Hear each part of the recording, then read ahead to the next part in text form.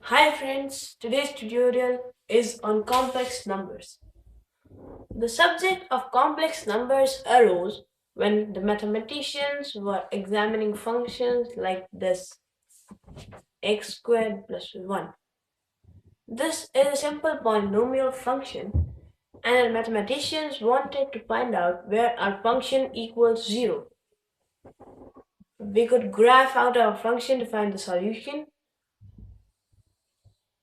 or we could also find it algebraically. This is the x-axis, this is the y-axis, this is the origin. We'll plot some points.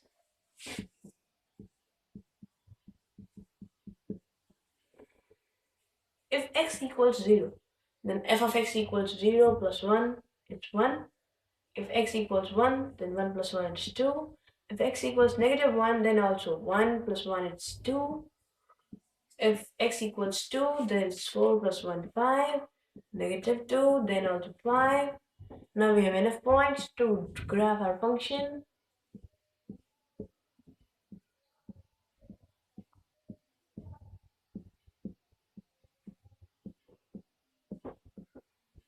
0 and 1, the first point goes in here, 1, 2, here, 2, 5, 1, 2, 3, 4, 5, and 2, somewhat here, and then negative 1 and 2 here, negative 2 and 5 here, and we join these points, and these go on in the form of parabola. This is the rough sketch of the graph. We could also do it in this way, that the graph of x squared is a parabola passing through the origin and it must obtain a vertical shift of 1. So we shift it 1 unit upwards and we obtain our graph. Now the question is where f of x equals 0 or where y equals 0. That means where does the graph cross the x-axis? As we can see visually, it never crosses the x-axis, but it contradicts a huge theorem, the fundamental theorem of algebra, given by the famous mathematician Gauss. The fundamental theorem of algebra states that every polynomial with the highest power of n has at least n roots. We have polynomial x squared plus 1. The highest power is 2, so it must have at least 2 roots. But where are these 2 roots? It never crosses the x-axis, or even it does not brushes past it. So does that mean we have to invent a new number to answer this question? Now we'll solve this algebraically. X squared plus 1 equals 0. That means x squared is equals to negative 1, or x is equals to the square root of negative 1. Thus we have to find a number which when multiplied by itself yields negative 1. But the number we have seen till now, they are called real numbers. These include the fractions, rational numbers, natural numbers, whole numbers, integers, irrational numbers, etc. If I multiply a natural number by itself, I get a positive number. A negative integer by itself, a positive number. An irrational number by itself also results in a positive number.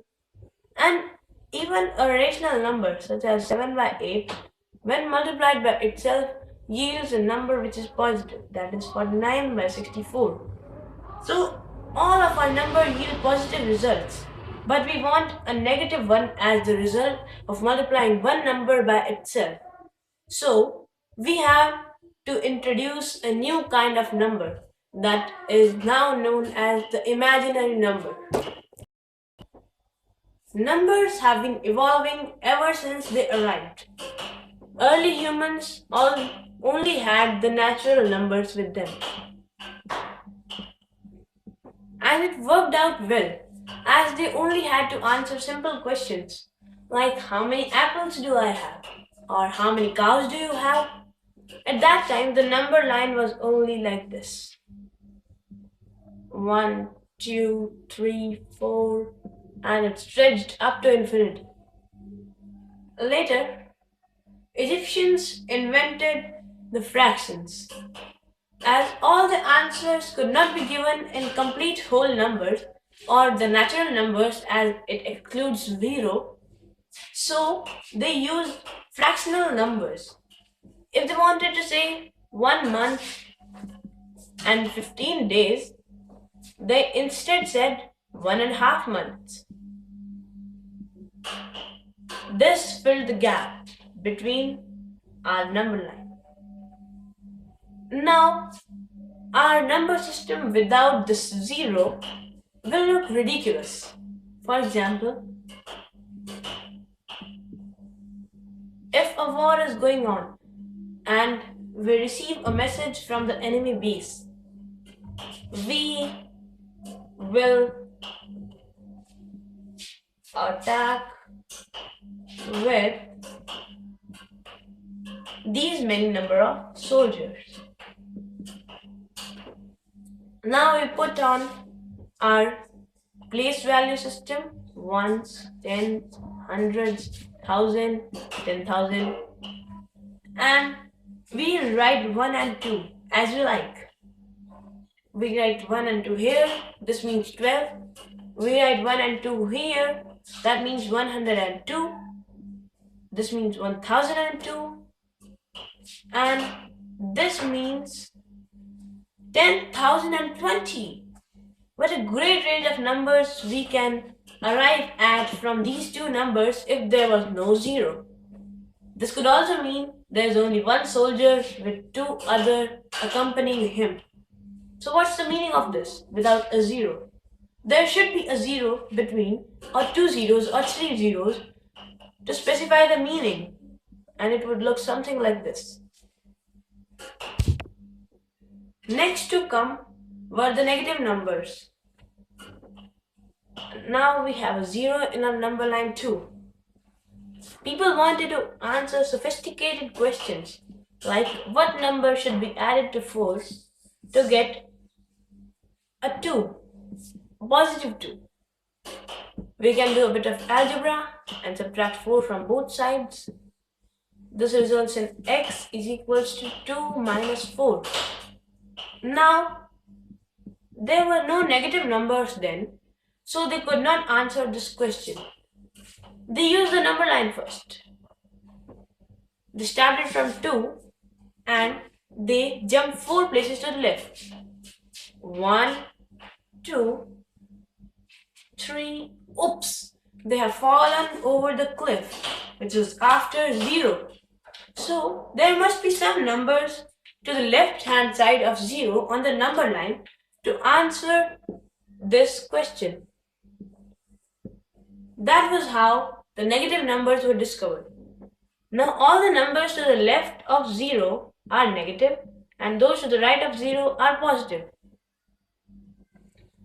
Now we have to invent a new kind of number to answer this equation. Since x squared is a negative number and all the numbers that lie on our present number line have positive squares. For example, 0 as the square of 0 and positive 1 has a square of 1, 2 has a square of 4, 3 has a square of 9. Even negative numbers have positive squares. Irrational numbers that fit between some of these also have positive squares. The fractional numbers such as 2.5 also have positive squares. So this number x does not lie on our number line. So where does it lie? It lies in a whole new dimension, on top and below it. Thus, our number line is in fact two-dimensional. Then these two-dimensional numbers which lie on the top and bottom of the number line are given a special name which indicates that they are not even real. They are given the ridiculous name imaginary, which means they aren't real. And as real numbers lie on the number line. These imaginary numbers don't lie on the number line, but on the top of the number line and below it. We'll learn more about them in the next tutorial. Take care till then. Bye bye.